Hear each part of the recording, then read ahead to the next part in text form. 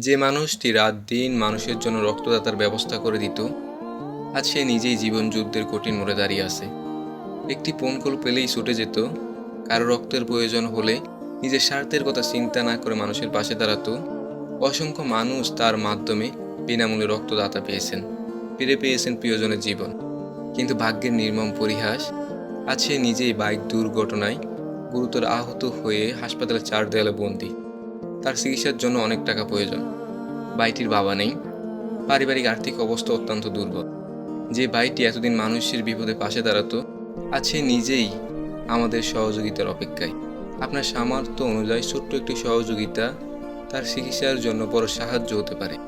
আর আপনি যদি আর্থিকভাবে সাহায্য করতে না পারেন, তাহলে ভিডিওটি শেয়ার দিন। আপনার শেয়ার হয়তো এমন কারো কাছে নিয়ে যাবে, যিনি তার চিকিৎসার দায়িত্বে এগিয়ে আসবেন। মনে রাখবেন, মানুষ মানুষের জন্য। আজ তার খারাপ সময়, কাল আপনার কিংবা আমারও হতে পারে। তাই আসুন সবাই মিলে এই মানবিক যোদ্ধার পাশে দাঁড়ায়।